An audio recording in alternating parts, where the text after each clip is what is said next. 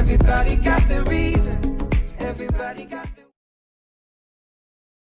Hola a todos. Hoy hablaremos sobre el radio y el cúbito, los huesos del antebrazo. Es importante saber, antes de todo, que el radio es el hueso lateral, mientras que el cúbito es el hueso medial del antebrazo.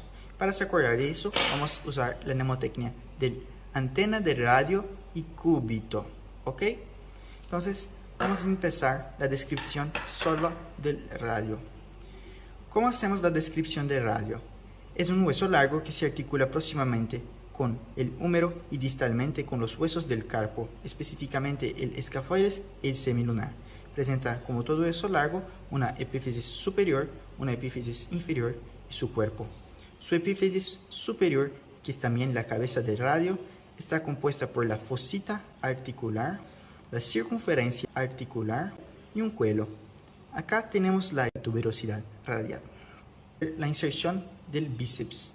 Para los que tienen dificultad en acordar cuál músculo se inserta en el radio, una cosa que me ayudó mucho es que el principal músculo que me venía a cabeza del brazo se inserta en el principal hueso que me venía a cabeza del antebrazo. Entonces, cuando yo me acordaba de músculos del brazo, venía a mi cabeza el bíceps. Y cuando yo me acordaba de huesos del antebrazo, venía a mi cabeza el radio. Entonces, el bíceps se inserta acá en la tuberosidad radial. El cuerpo del radio está compuesto por tres caras, que es una cara anterior, una cara posterior y una cara lateral. Y tres bordes, un borde anterior, un borde posterior y un borde medial, que es el borde interóseo, que es un borde cortante.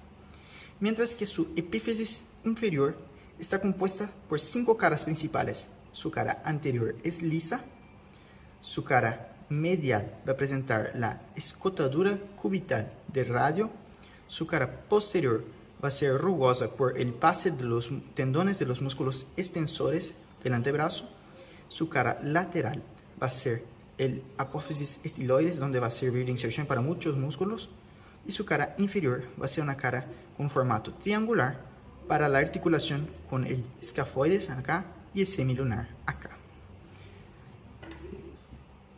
Y cuanto al cúbito, las características generales es un hueso largo que se articula proximalmente con el húmero y distalmente no va a se articular con los huesos del carpo. No se olviden que el cúbito no se articula con los huesos del carpo. Presenta dos epífisis, una superior y una inferior, y su diáfisis, que es su cuerpo. En su epífisis superior vamos a presentar el olecrano, apófisis coronoides. Acá en el olecrano es el pico del olecrano, y la junción del olecrano con la apófisis coronoides es la escotadura troclear, que va a ser la articulación con la tróclea del húmero.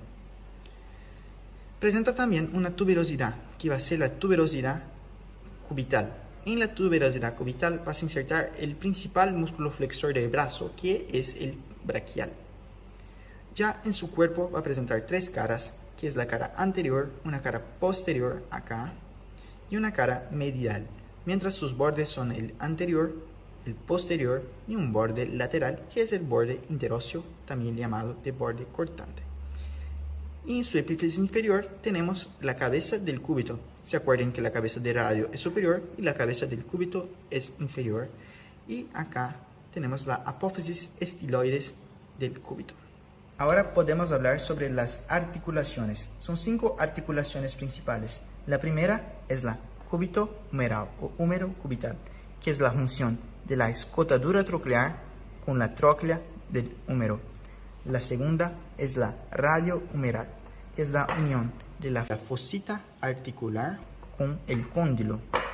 La tercera va a ser la cúbito radial o radio cubital proximal, que va a ser la unión de la circunferencia articular con la escotadura radial del cúbito. La cuarta va a ser la radio cubital, cúbito radial distal, que va a ser la unión, la articulación de la escotadura cubital de radio con la cabeza del cúbito. La quinta va a ser la articulación entre el radio y los huesos del carpo, radio carpiana. entre escafoides, semilunar y el radio. Una observación es que el cúbito no va a se articular con los huesos de carpo.